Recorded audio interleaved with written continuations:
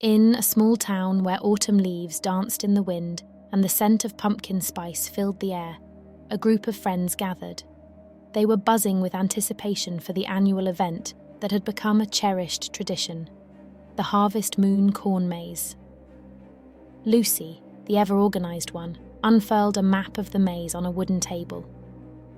"This year they've added some new twists and turns," she said, grinning. "Are you all ready for the adventure?" Tim, the jokester of the group, chuckled. "As ready as a scarecrow in a fashion show," he quipped, adjusting his comically oversized hat. Maria, a quiet but keen observer, looked at the maze entrance, adorned with cornstalks and twinkling fairy lights. "It looks magical," she murmured, "like something out of a storybook." The friends gathered their flashlights and small sacks of Halloween candy, eager to explore. What they didn't know was that this year, the maze held more than just twists and turns. It held a touch of real magic. Upon stepping into the maze, the friends felt an immediate change in the atmosphere. It was as though they had entered a world separate from their own, where the boundaries between reality and fantasy blurred. They began to notice peculiar details that defied explanation. Cornstalks seemed to whisper secrets when brushed against, and glowing fireflies arranged themselves into cryptic patterns, only to scatter when approached. A particularly intricate intersection of the maze was marked by a grand archway made of intertwined branches. "Wow, they've outdone themselves this year," Lucy mused, tracing her fingers over the etched patterns. At the centre of the intersection was an antique cauldron, and next to it a sign read, "Toss in a candy, make a wish." Tim shrugged and tossed in a piece of candy corn, muttering a wish under his breath. Almost instantaneously, a gentle wind blew through the maze, and the cauldron bubbled mysteriously. The friends shared glances, realizing that their whimsical adventure had taken a more enchanted turn. Emboldened by the magical event, the friends pushed forward.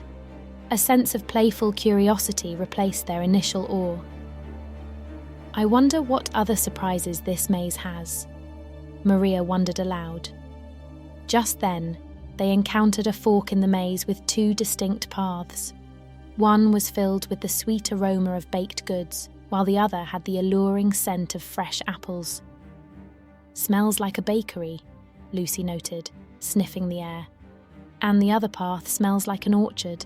What'll it be, team?" After some deliberation, they chose the bakery-scented route, encouraged by their rumbling stomachs.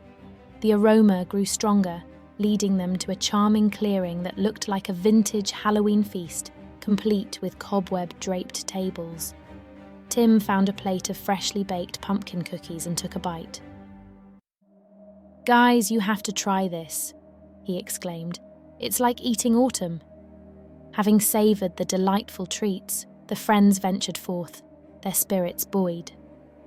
"This maze keeps getting better," Maria said, her eyes twinkling like the stars overhead. Soon, they came upon a brook that flowed through the maze, its waters glowing an ethereal shade of blue. Intrigued, they followed its course, finding that it led to a small pond. Tim leaned over and peered into the pond. "Hey, look, there are messages written on the leaves floating on the water," he said, amazed. Lucy picked up a leaf delicately. Written on it was, "The path to magic is never a straight line." She shared it with the group, who nodded in understanding. "It's as if the maze is speaking to us," Maria reflected, guiding us through its enchantments. As they left the mystical pond behind, a growing sense of anticipation filled the air. Each twist and turn of the maze seemed to promise something extraordinary just around the corner. Finally, they arrived at the heart of the maze, a grand clearing bathed in moonlight. In the middle stood an ancient gnarled tree, its branches adorned with twinkling lanterns and shimmering charms. Lucy approached the tree reverently, noticing a hollow filled with countless handwritten notes. These must be wishes from past maze-goers, she surmised. Taking pen and paper, each friend wrote down a wish and tucked it into the hollow. As they did, The lanterns on the tree flared brighter, as if acknowledging their contributions. Standing back to admire their handiwork, the friends felt a profound sense of unity and accomplishment. "We navigated the maze and its magic together," Maria concluded, "and it's an adventure we'll never forget."